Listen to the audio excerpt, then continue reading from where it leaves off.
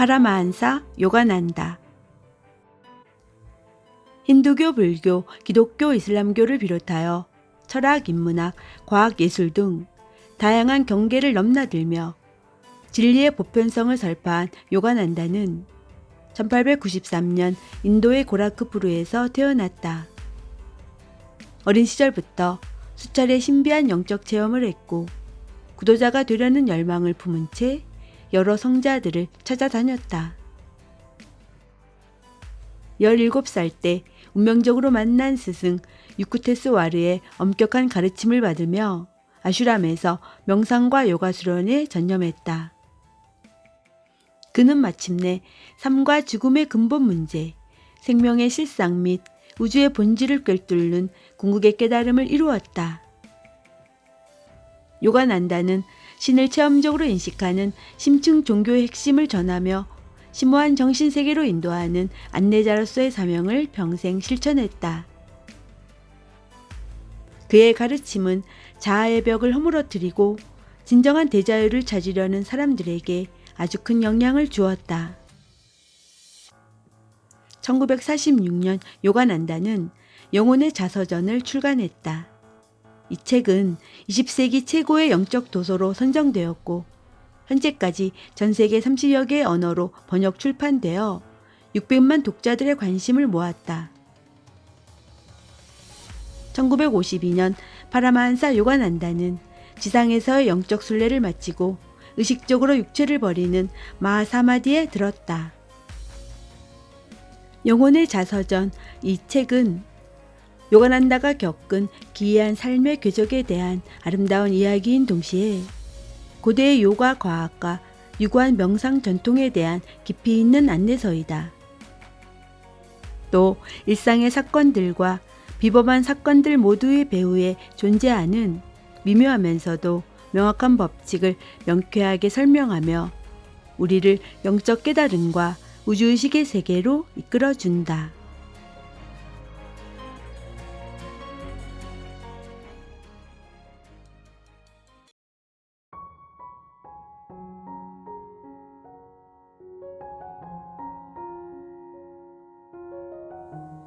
우주의식의 체험. 며칠이 지난 뒤 나는 명상을 하려고 비어있는 스승의 방으로 갔다. 그러나 나의 훌륭한 계획은 잡념에 의해 금방 깨지고 말았다. 마치 사냥꾼 앞을 날아다니는 새처럼 별의별 잡념이 오락가락했다. 무쿤다! 나를 부르시는 스승의 목소리가 멀리 발코니에서 들려왔다. 나는 불현듯 짜증이 나서 혼자서 중얼거렸다. 또 명상을 하라는 충고의 말씀이겠지. 내가 왜 이 방에 들어왔는지 아신다면 그대로 놔두시면 좋을 텐데. 스승이 나를 부르시는 소리가 다시 들렸다. 그러나 나는 고집스럽게 대답을 하지 않고 가만히 있었다. 세 번째 부르시는 스승의 목소리에서 꾸짖는 기색이 묻어났다. 나는 항의하듯이 외쳤다. 스승님, 저는 명상 중입니다. 그러자 스승의 엄한 음성이 크게 울려 퍼졌다. 나는 네가 어떻게 명상을 하고 있는지 안다. 마치 폭풍우에 흩어지는 나뭇잎과 같은 상태가 아니더냐. 자, 어서 이리 나오너라. 나는 기가 죽어 스승 곁으로 갔다. 이 가엾은 친구야, 네가 원한다고 신이 그걸 줄 수 있겠느냐? 스승은 달래듯이 위로하면서 말씀하셨다. 스승의 고요한 눈동자는 정말로 깊이를 헤아릴 수 없었다. 내가 네 마음의 열망을 성취시켜 주겠다. 그리고 갑자기 스승이 나의 가슴을 살짝 건드리셨다. 그 순간 내 몸은 딱 정지된 채 큰 자력에 끌리듯이 숨이 허파에서 빠져나갔다. 영혼과 마음마저도 모든 털구멍 밖으로 불꽃처럼 빠져나간 듯 했다. 육체는 마치 죽은 사람처럼 정지되었지만 의식은 어느 때보다 선명하게 깨어 있었다. 그리고 의식은 육체에서 벗어나 주위의 모든 사물로 확장되었다. 먼저 나의 광대한 시야에 멀리 있는 사람들의 움직임이 들어왔고 풀과 나무들의 뿌리가 흐릿하게 속이 내비치는 흙을 통해 보였으며 수액들이 뿌리 속을 흐르는 모습도 보였다. 항상 정면만 보이던 시야는 이제 모든 것을 동시에 볼 수 있는 잠자리 눈이 되었다. 내 뒤쪽 저 멀리 라이가트 골목길을 걸어가는 사람들이 보였고 흰 소가 한가로이 다가오는 모습도 보였다. 소가 아슈람의 열린 문 앞에 이르렀을 때 나는 육안으로 소를 관찰했다. 벽돌담 뒤로 지나갈 때도 나는 소를 뚜렷하게 볼 수 있었다. 이러한 모든 것들이 내 시야에서 파동치고 있을 때 나의 몸과 스승의 몸, 둥근 기둥이 늘어선 뜰과 마루와 수목, 태양 등이 갑자기 무섭게 요동치며 빛나는 바다 같은 곳으로 모두 녹아들기 시작했다. 마치 설탕 덩어리가 유리잔 속에서 흔들리며 용해되듯이 이 통일된 빛의 바다는 창조된 모든 것에 대한 인과의 법칙을 보여주면서 물질 세계와 비물질 세계를 교차시키고 있었다. 드넓은 대양과도 같은 기쁨이 고요하고 가없는 내 영혼의 바닷가에서 파도쳤다. 신의 영혼은 무한한 기쁨 자체이며 그 몸은 무수한 빛으로 이루어져 있다는 것을 알았다. 내 안에서 부풀어 오르는 하나의 광채가 도시와 대륙과 지구, 태양계와 은하계와 성운과 유동하는 소우주 등을 감싸안기 시작했다. 부드러운 광채를 바라는 대우주가 마치 멀리 보이는 밤의 도시처럼 무한한 존재의 내면에서 반짝였다. 뚜렷한 지구의 윤곽을 넘어선 눈부신 광채는 무한한 우주의 가장자리로 희미해져 갔다. 그곳에서 나는 영원히 꺼지지 않을 부드러운 광채를 보았다. 그것은 도저히 인간의 언어로 표현할 수 없는 신비한 것이었다. 성스럽게 펼쳐진 광선 다발은 영혼의 원천으로부터 쏟아져 나와 불꽃을 일으키며 은하들이 되었다가 이로 형언할 수 없는 오라가 되었다.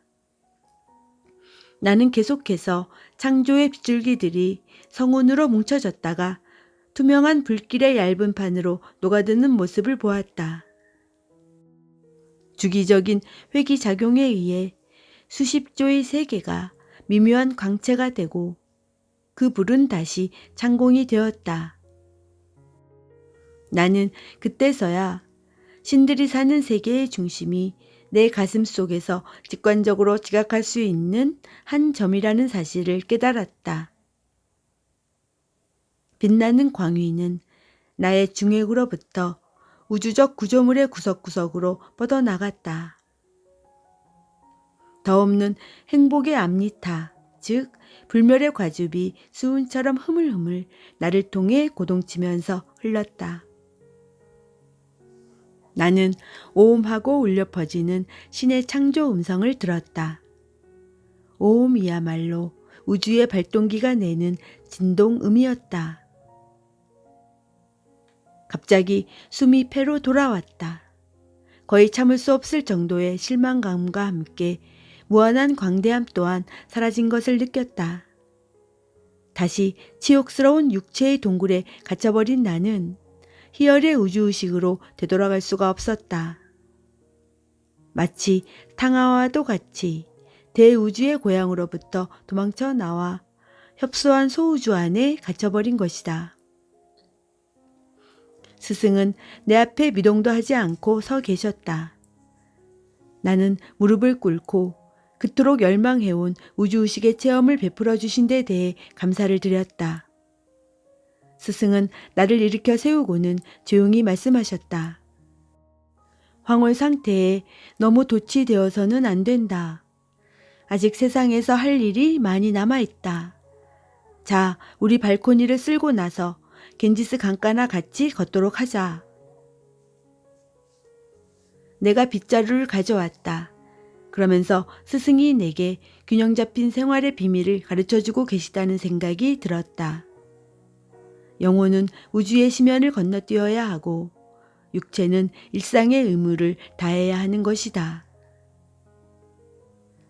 잠시 뒤 스승과 함께 겐지스 강변을 거닐 때도 나는 여전히 황홀경에 젖어 있었다. 나는 우리의 두 육신을 두 개의 아스트랄 영상으로 보았는데 두 영상은 강가를 따라 움직이고 있었다. 강의 본질은 순수한 빛이었다. 우주에 존재하는 모든 형태와 힘을 현상적으로 유지시키고 있는 것은 신의 영혼이다. 그러나 신은 현상계를 초월해 있으며 진동하는 현상계 너머 저 멀리에 자존하며 영원한 지복의 허공 속에 홀로 계시다. 스승은 계속 설명하셨다.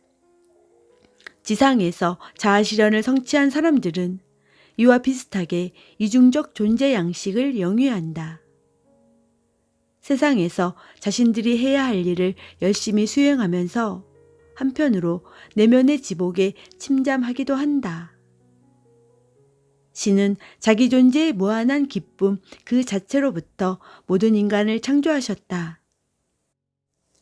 인간이 비록 육체에 고통스럽게 속박되어 있지만 신은 그럼에도 불구하고 인간이 신의 이미지 속에서 모든 감각의 한계를 궁극적으로 초월하여 다시 당신과 결합되기를 바라신다. 우주적 환신은 나에게 여러 가지 영원한 교훈을 주었다. 그 후 나는 매일 사고작용을 멈춤으로써 육신이 단단한 흙을 밟고 다니는 뼈와 살의 덩어리라는 그릇된 인식에서 해방되었다. 호흡과 끊임없는 마음의 진동은 빛의 대양을 흩트려 지구, 하늘, 인간, 동물, 새 등 물질 형태의 파도를 일으키는 폭풍우와 같다는 것을 깨달았다. 이 폭풍우를 가라앉히지 않고서는 유일한 광명으로서의 무한자를 인식할 수 없는 것이다. 이 두 가지 자연스러운 소동을 침묵시킬 때마다 나는 창조의 다양한 파도가 하나의 빛나는 바다로 녹아드는 모습을 보았다. 마치 폭풍우가 그치고 모든 파도가 커다란 바다로 잠겨들듯이. 스승은 제자가 명상수행을 통해 스스로 마음을 강화시켜 아무리 강렬한 의식도 제대로 감당할 정도가 되었을 때 비로소 제자에게 우주의식의 신성한 체험을 전해준다. 단순히 지적인 의욕만으로는 충분하지 않다. 오직 요가 수행과 헌신적인 바크티 수행으로 의식을 올바르게 확장해 나갈 때 모든 곳에 존재하는 신이 주는 해방의 충격을 소화할 수 있다. 신성한 체험은 진지한 구도자에게 반드시 자연스럽게 찾아온다. 당사자의 강렬한 열망이 저지할 수 없는 힘으로 스스로를 신에게 끌고 가는 것이다. 신은 구도자의 열성에 따라 그의 의식 영역 안으로 마치 자석에 끌리듯이 들어가 우주의 영상을 펼쳐준다.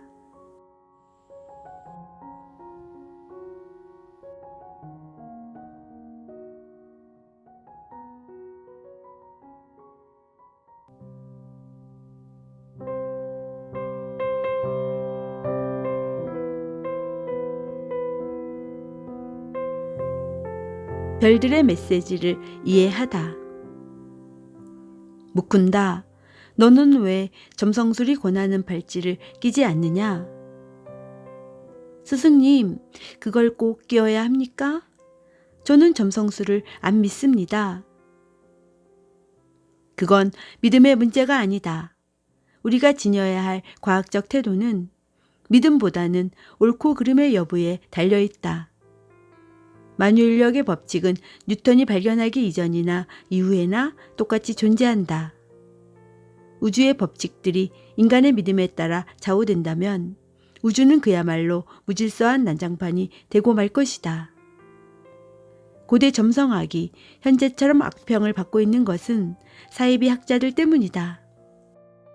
점성학이란 수학적으로나 철학적으로나 워낙 방대한 체계여서 심오한 지혜를 가진 사람이 아니면 제대로 파악하기가 어렵다. 무식한 사람들이 전체를 잘못 읽고 엉뚱하게 해석한다 해도 그것은 이 불완전한 세계에서 충분히 예상할 수 있는 일이다. 그러므로 올바른 현자들과 함께 점성술의 지혜도 내쳐서는 안 된다.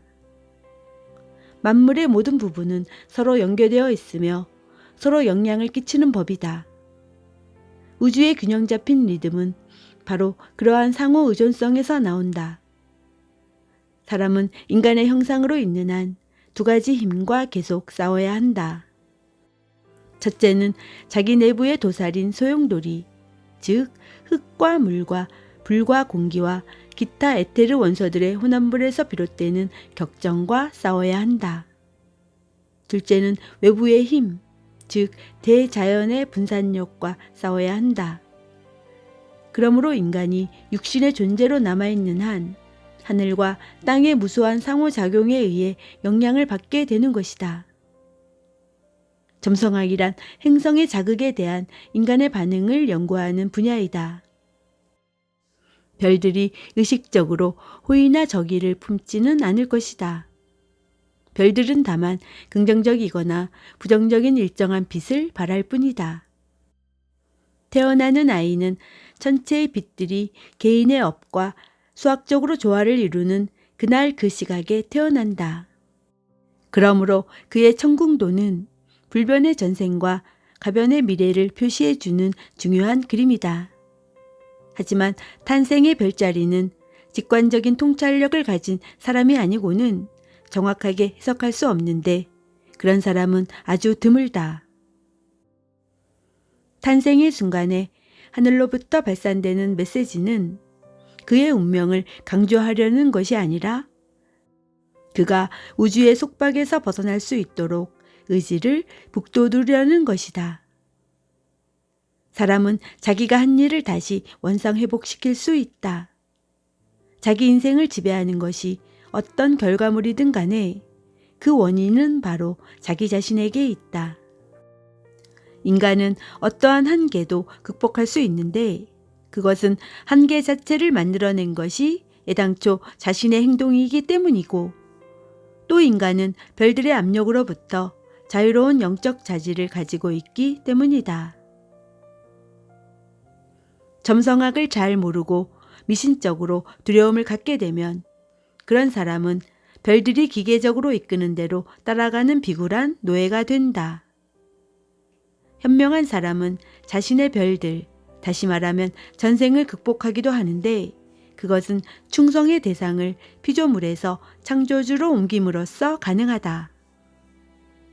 사람은 신과의 일체감을 깨달을수록 사물에 지배당하지 않는다.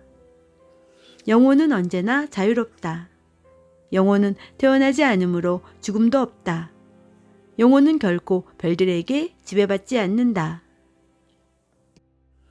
사람은 영혼이며 육체를 가지고 있다. 사람이 창조주와의 올바른 일체감을 가지고 있으면 모든 구속으로부터 해방된다. 영적 혼동 상태에 머물러 있는 한 그 사람은 환경의 질곡으로부터 벗어날 수 없다. 신은 조화이다. 그러므로 자기 자신을 신의 의지에 맞춘 수행자는 결코 행동을 그르치지 않는다. 그의 모든 행동은 점성학적 법칙과 일치되어 정확하고 자연스럽게 이루어진다. 깊은 기도와 명상을 하는 사람은 내부의 신성의식과 접촉하는 것이고 그러한 내면의 보호보다 더 큰 힘은 없다.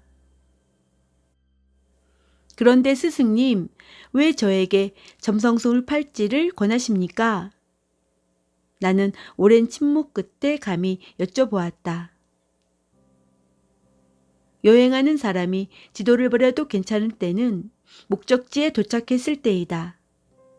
여행 중에는 편한 지름길이 있다면 어떤 길도 이용하지 않을 이유가 없다.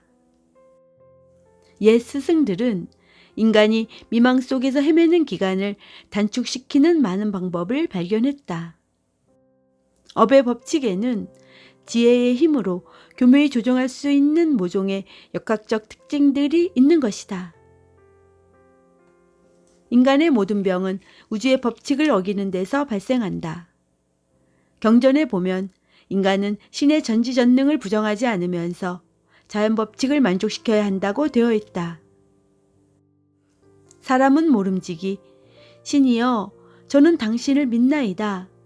당신이 저를 도우실 것을 알고 있나이다. 그러나 제가 저지른 잘못을 소멸시키기 위해 최선을 다하겠나이다. 라고 다짐해야 한다.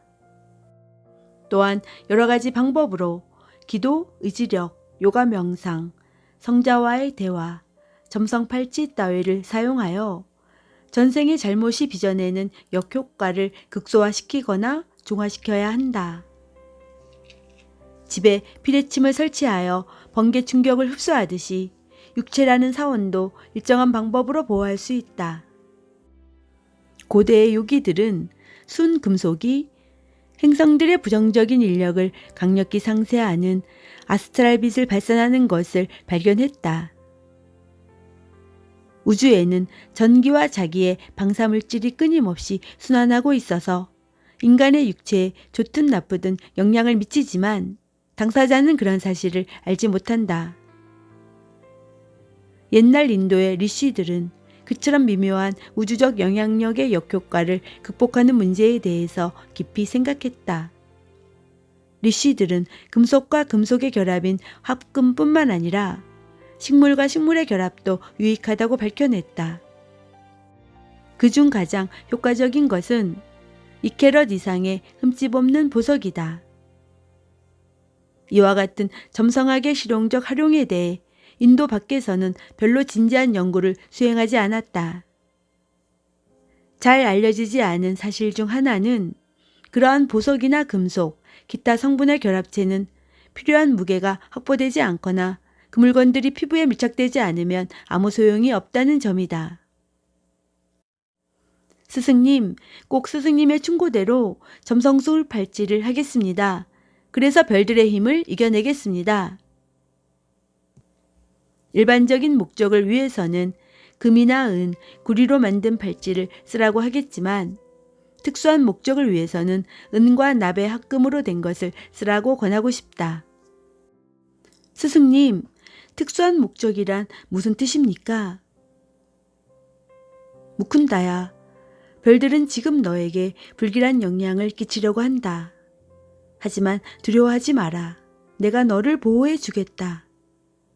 한 달 정도 지나면 너는 간에 큰 병을 얻게 된다. 병은 6개월간 지속될 예정이지만 점성술 팔찌를 하면 24일로 단축될 것이다. 나는 다음날 보석상을 찾아가 팔찌를 하나 구해 끼웠다. 건강은 아주 좋았다. 그래서 스승의 예언을 깜빡 잊어버렸다. 스승은 사람푸르를 떠나 바리나시로 가셨다. 스승과 이야기를 나누고 나서 꼭 30일이 됐을 때 갑자기 간에 통증을 느꼈다. 그 다음 주에는 찢어지는 듯한 고통의 악몽에 시달렸다. 스승을 찾아가 귀찮게 해드리기 싫어서 혼자 시련을 견뎌보기로 작정했다. 그러나 23일 동안 이어지는 고통을 견디다 못해 내 결심은 무너졌다. 나는 바라나시로 출발했다. 스승은 매우 따뜻하게 나를 맞아주셨다. 분명 간 문제로 찾아왔겠구나. 스승은 나를 외면한 채 이리저리 왔다 갔다 하면서 이따금 달빛을 가리곤 하셨다. 가만히 있자. 병을 앓은 게 지금 24일째지? 네, 맞습니다, 스승님. 스승이 나를 유심히 바라보셨다. 순간 갑자기 아찔하더니 희열에 찬 안도감이 엄습해왔다. 여러 날 동안이나 잠을 못 잘 정도로 나를 괴롭혔던 고통은 더 이상 느낄 수 없었다. 스승의 말씀으로 고통이 씻은 듯이 사라진 것이다. 나는 감사의 표시로 스승의 발 앞에 엎드리려 했지만 스승은 제지하셨다.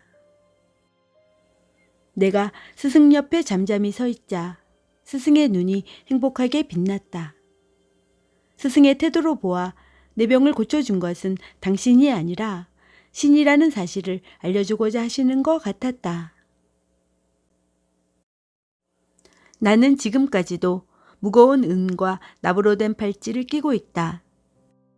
그것은 내가 진실로 초인과 함께 살고 있음을 새삼 깨달은 나를 기념하기 위해서이다. 그 후 나는 아픈 친구들을 스승에게 데리고 갔는데 스승은 점성술의 지혜를 응용하는 게 좋다고 하면서 언제나 보석이나 발찌를 권하셨다. 나는 어렸을 적부터 점성학에 대한 편견이 있었다. 그 이유는 첫째로 많은 사람들이 맹목적으로 점성술에 집착하는 것 같았고, 다음으로는 우리 집안의 점성술사가 나를 두고 말한 예언 때문이었다. 내가 2번 호라비가 되고 3번 결혼할 운명이라는 것이었다. 그 일을 생각하면 나 자신이 삼혼의 제단 앞에 희생되는 속죄양처럼 느껴졌다. 깨달음의 수준이 높은 사람일수록 미묘한 영적 진동으로 우주 전체에 더욱더 커다란 영향을 끼칠 수 있고 현상적 동요의 영향을 덜 받는다. 스승의 이 말씀은 자주 되살아나 나의 마음을 격려해 주었다. 가끔 나는 점성가에게 부탁해서 별자리에 따른 가장 불길한 시기를 선택하여 어떠한 일이건 이룩해 보려고 했다. 그 시기에는 일에 성공하기에 앞서 많은 어려움이 따랐던 것이 사실이다. 그러나 신의 보호에 대한 믿음, 신이 주신 자유의지의 올바른 사용이 천체로부터 오는 영향력보다 훨씬 강한 힘을 가지고 있다는 나의 확신은 항상 옳았다.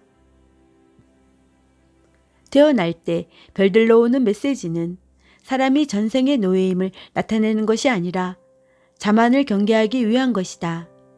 바로 천체 자체가 어떠한 한계에서도 자유롭고자 하는 인간의 결심을 북돋으려는 것이기 때문이다. 신은 인간을 영혼으로 창조하시고 각각 개성을 부여하셨다. 따라서 인간은 주역이든 조역이든 모두가 우주의 구조에서 없어서는 안 될 존재이다. 원하기만 한다면 인간의 자유는 최종적이고 직접적으로 획득된다. 그 자유는 외적 승리보다 내적 승리에 달려있기 때문이다.